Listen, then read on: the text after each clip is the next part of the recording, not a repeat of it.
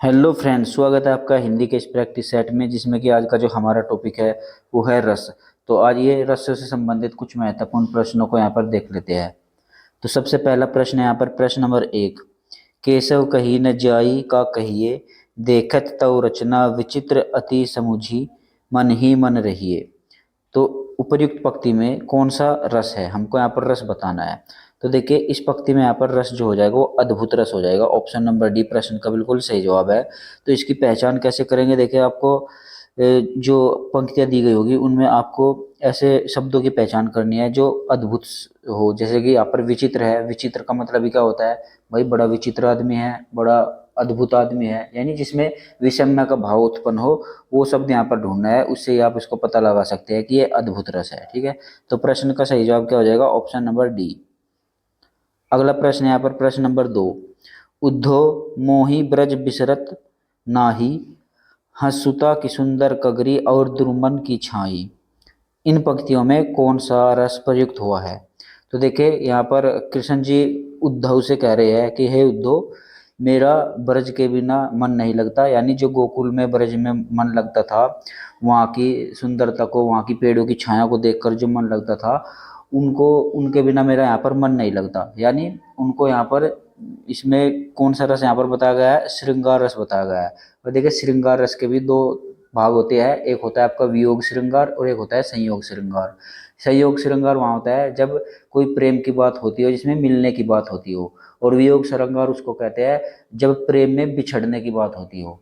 तो देखिए इसमें वियोग श्रृंगार है क्योंकि यहाँ पर कृष्ण जी को जो है गोकुल से वृंदावन से प्यार था, और वहां से जब वे अपने महल में चले गए थे तब उनको उस वृंदावन की गोकुल की याद आती रही, जिससे कि वे उससे बिछड़े थे, इसीलिए इसको यहाँ पर वियोग श्रृंगार कहा जाता है। तो ऑप्शन नंबर ए प्रश्न का बिल्कुल सही जवाब है। अगला प्रश्न है यहाँ पर प्रश्न नंबर 3। निम्नलिखित में से किस रस का स्थायी भाव क्रोध है। तो देखिए रोध रस जो होता है उसका स्थायी भाव क्रोध होता है। ऑप्शन नंबर सी प्रश्न का बिल्कुल सही जवाब है। अगला प्रश्न है यहाँ पर प्रश्न नंबर 4। निम्नलिखित में से किस रस को रसराज या फिर रसों का राजा कहा जाता है। तो देखिए श्रृंगार रस को रसराज या फिर रसों का राजा कहा जाता है। ऑप्शन नंबर बी प्रश्न का बिल्कुल सही जवाब है। अगला प्रश्न यहाँ पर प्रश्न नंबर 5। रस की उत्पत्ति में आश्रय की चेष्टाएं निम्नलिखित में से क्या कहलाती है। तो देखिए आश्रय की चेष्टाएं जो कहलाती है वो अनुभव कहलाती है। ऑप्शन नंबर सी प्रश्न का बिल्कुल सही जवाब है। अगला प्रश्न यहाँ पर प्रश्न नंबर 6। मेरो तो गिरधर गोपाल दूसरो न कोई, जाके सिर मोर मुकुट मोरो पति सोई। उपर्युक्त पंक्ति में कौन सा रस प्रयुक्त हुआ है। तो इस पंक्ति में यहाँ पर श्रृंगार रस प्रयुक्त हुआ है क्योंकि राधा जो है वो कृष्ण जी के प्रेम में पागल है, और वो कह रही है कि मेरे तो गिरधर गोपाल दूसरों न कोई, यानी मेरा तो जो है बस गोपाल ही है और दूसरा कोई और नहीं है। तो उनको यहाँ पर कृष्ण जी से प्रेम था, और इसलिए यहाँ पर श्रृंगार रस की बात हो रही है। ऑप्शन नंबर सी प्रश्न का बिल्कुल सही जवाब है। अगला प्रश्न यहाँ पर प्रश्न नंबर 7। निम्नलिखित में से कौन सा रस नवरस में शामिल नहीं है। तो देखिए रसों की संख्या कितनी है, भरत मुनि के अनुसार तो रसों की संख्या 8 है, लेकिन कुल रस कितने हैं, 9 रस है, और उन 9 रसों में इनमें से कौन सा शामिल नहीं है। तो देखिए हास्य रस भी है, भयानक रस भी है, अद्भुत रस भी है, लेकिन ये वात्सल्य रस जो है ये 9 रसों में शामिल नहीं है। वात्सल्य रस को सूरदास ने 10वां रस माना है, यानी इसकी खोज किसने की थी, सूरदास जी ने की थी, क्योंकि इसमें माँ और बच्चे के बीच में जो ममता होती है ना, वात्सल्य, उसको यहाँ पर वात्सल्य रस कहा जाता है। तो ऑप्शन नंबर डी प्रश्न का बिल्कुल सही जवाब है। अगला प्रश्न यहाँ पर प्रश्न नंबर 8। किलक अरे मैं नेह निहारू, इन दांतों पर मोती मारूं। तो देखिए इस पंक्ति में कौन सा रस प्रयुक्त हुआ है। तो इस रस पंक्ति में यहाँ पर वात्सल्य रस प्रयुक्त हुआ है। माँ अपने बच्चे को देखकर कह रही है कि किलकी मारता फिरता है आंगन में, मैं इस पर निहारूं, और ये जो हंसता है मुस्कान आती है, और जब उसमें दांत दिखते हैं उन पर मोती मारूं, ऐसे की ऐसी बात हो रही है। तो इसमें वात्सल्य रस हो जाएगा, माँ का अपने बच्चे के प्रति प्रेम यहाँ पर दिखाया जाता है। अगला प्रश्न यहाँ पर प्रश्न नंबर 9। रसों की संकल्पना के अंतर्गत स्थायी भावों की संख्या कितनी है। तो देखिए स्थायी भावों की संख्या जो है वो अभी मैंने आपको बताई थी 9 है, 9 स्थायी भाव है। ठीक है, और 10वां रस यहाँ पर वात्सल्य रस है, लेकिन अगर आपसे कुल संख्या पूछे तो यहाँ पर आपको 9 ही बतानी है। वहीं अगर आपसे भरत मुनि के अनुसार रसों की संख्या पूछ ली जाए तो आपको 8 बतानी है। ठीक है, तो प्रश्न का सही जवाब है ऑप्शन नंबर ए। अगला प्रश्न यहाँ पर प्रश्न नंबर 10। रस सिद्धांत के आदि प्रवर्तक निम्नलिखित में से कौन है। तो देखिए रस सिद्धांत के आदि प्रवर्तक यहाँ पर भरत मुनि को माना जाता है। ऑप्शन नंबर ए प्रश्न का सही जवाब है। अगला प्रश्न यहाँ पर प्रश्न नंबर 11, रस संप्रदाय के प्रवर्तक कौन है?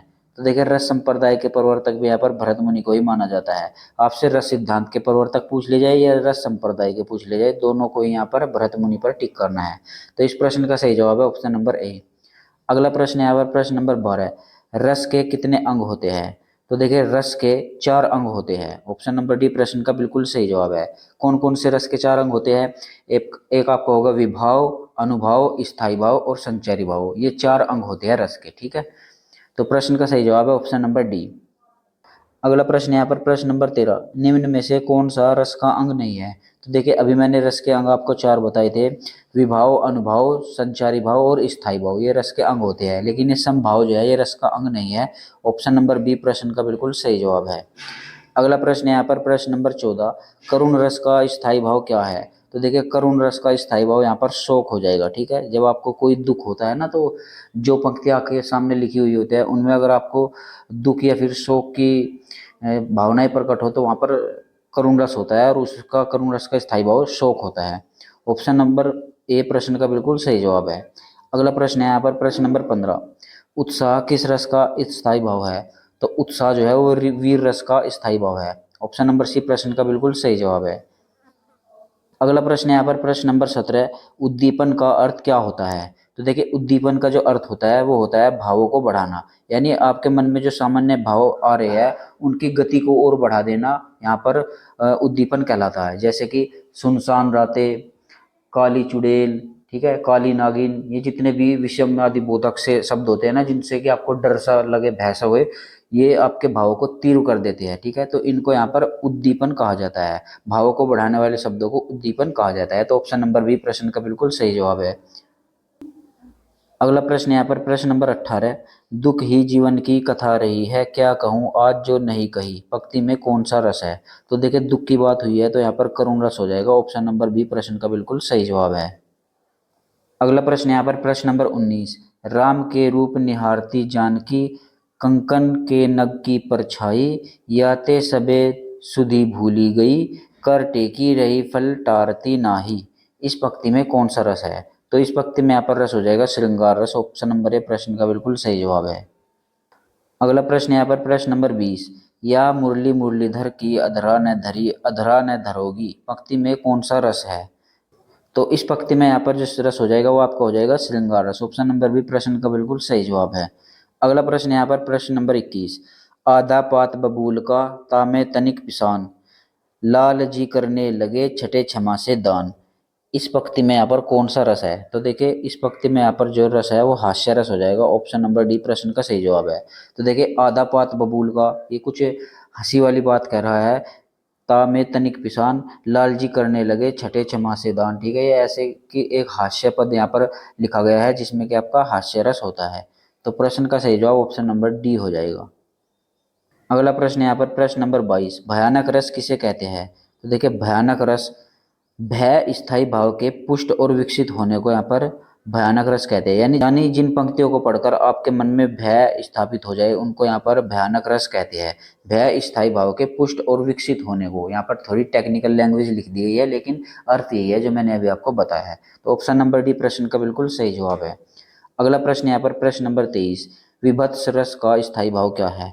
तो देखिए विभत्स रस का स्थायी भाव हो जाएगा जुगुप्सा। अगला प्रश्न यहाँ पर प्रश्न नंबर 24, किस भाव की परिपक्व अवस्था को रस कहा जाता है? तो देखिए स्थायी भाव की परिपक्व अवस्था को यहाँ पर रस कहा जाता है। ऑप्शन नंबर डी प्रश्न का सही जवाब है।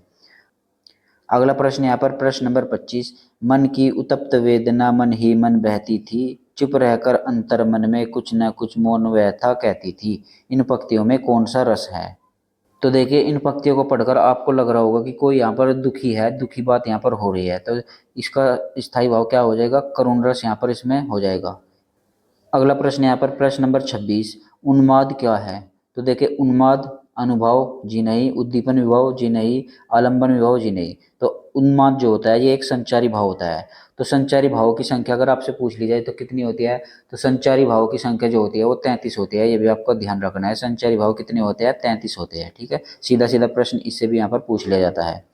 अगला प्रश्न यहाँ पर प्रश्न नंबर 27, रसों के संचारी भाव की कुल संख्या कितनी होती है? तो देखिए रसों के संचारी भाव की कुल संख्या यहाँ पर 33 होती है। ऑप्शन नंबर सी प्रश्न का सही जवाब है। अगला प्रश्न यहाँ पर प्रश्न नंबर 28, विशेष रूप से जो भावों को प्रकट करते हैं उन्हें क्या कहते हैं। तो देखिए विशेष रूप से जो भावों को प्रकट करते हैं उनको यहाँ पर विभाव कहते हैं। ठीक है, तो प्रश्न का सही जवाब है ऑप्शन नंबर सी। अगला प्रश्न यहाँ पर प्रश्न नंबर 29, अनुभाव के दो भेद होते हैं। तो अनुभाव के दो भेद कौन कौन से होते हैं। देखिए पहले तो बात मैं आपको बताऊँ, अनुभाव के जो होते हैं वो चार भेद होते हैं। कौन कौन से होते हैं ये मैं आपको बता देता हूँ। कायिक, वाचिक, सात्विक और आहार्य, ये चार भेद अनुभाव के होते हैं। तो यहाँ पर सभी के सभी ऑप्शन यहाँ पर गलत दिए गए हैं। देखिए कायिक और वाचिक ये भी अनुभाव के भेद होते हैं, सात्विक और वाचिक ये भी होते हैं, कायिक और सात्विक ये भी होते हैं, लेकिन सात्विक और मानसिक नहीं होता। तो इस प्रश्न में इससे पूछना चाहिए था कि कौन सा विकल्प जो है अनुभाव के भेद का नहीं है, या तो ऐसे पूछना चाहिए था या फिर कोई एक इनमें से देना चाहिए था। ठीक है, तो मैंने चारों आपको यहाँ पर बता दिया। अनुभाव के भेद कौन कौन से होते हैं, कायिक, वाचिक, सात्विक और एक होता है आहार्य। वो इसमें यहाँ पर लिखा नहीं है, वो आप लिख लीजिए आहार्य। ठीक है, ये आहार्य होता है, ये आपका अनुभव का भेद होता है। तो अनुभाव के कितने भेद होते हैं, चार।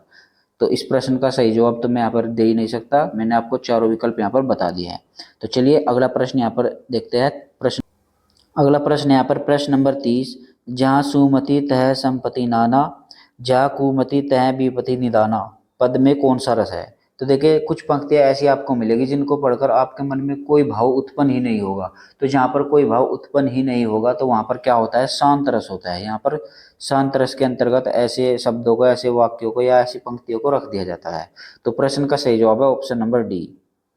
अगला प्रश्न यहाँ पर प्रश्न नंबर 31, रस का नाम बताइए। यानी नीचे एक पंक्ति दी गई है, इसमें रस का नाम बताना है। मणि में कनक नंद के आंगन बिंब पकड़िबे धावत।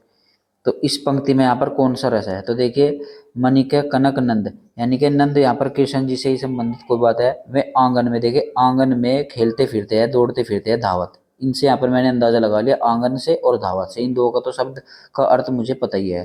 तो इनसे मैंने यहाँ पर अंदाजा लगा लिया कि आंगन में दौड़ते फिरते हैं, और जब दौड़ते फिरते हैं तो उनको उनकी माताजी देख रही होगी, तो यहाँ पर वात्सल्य रस हो जाता है। ऑप्शन नंबर है प्रश्न का बिल्कुल सही जवाब है, वात्सल्य रस। अगला प्रश्न यहाँ पर प्रश्न नंबर 32, वीर रस का संचारी भाव उग्रता, गर्व, हर्ष आदि है। तो देखिए यहाँ पर एक सवाल ही गलत पूछ लिया गया है। इसमें यहाँ पर आपसे ऐसा नहीं पूछना, वीर रस यहाँ पर नहीं देना चाहिए था। इसमें खाली इतना पूछना चाहिए था कि संचारी भाव, जैसे कि उग्रता, गर्व और हर्ष, ये संचारी भाव है, ये किस रस के संचारी भाव है। तो ये देखिए वीर रस के संचारी भाव हो जाएंगे। प्रश्न का सही जवाब ऑप्शन नंबर बी हो जाएगा। ठीक है, उग्रता, गर्व, हर्ष ये वीर रस के संचारी भाव होते हैं। ठीक है, अगला प्रश्न यहाँ पर प्रश्न नंबर 33, अद्भुत रस का स्थायी भाव क्या है। तो अद्भुत रस का स्थायी भाव यहाँ पर विषम हो जाता है। ऑप्शन नंबर सी प्रश्न का सही जवाब है। अगला प्रश्न यहाँ पर प्रश्न नंबर 34, निम्नलिखित पंक्तियों में कौन सा गुण विद्यमान है। तो यहाँ पर गुण विद्यमान पूछा है, गुण कौन सा है। हिमाद्री तुंग श्रृंग से प्रबुद्ध शुद्ध भारती, स्वयं प्रभा समुज्ज्वला स्वतंत्रता पुकारती। तो देखिए इस पंक्ति में यहाँ पर जो गुण हो जाएगा वो हो जाएगा ओज गुण। तो प्रश्न का सही जवाब हो जाएगा ऑप्शन नंबर डी। अगला प्रश्न यहाँ पर प्रश्न नंबर 35, मन रे तन कागद कपुतला, लागे बूंद बिन सी जाए छिन में, गरज करे क्या इतना। इन पंक्तियों में कौन सा रस है। तो इन पंक्तियों में यहाँ पर शांत रस हो जाएगा। ऑप्शन नंबर डी प्रश्न का बिल्कुल सही जवाब है।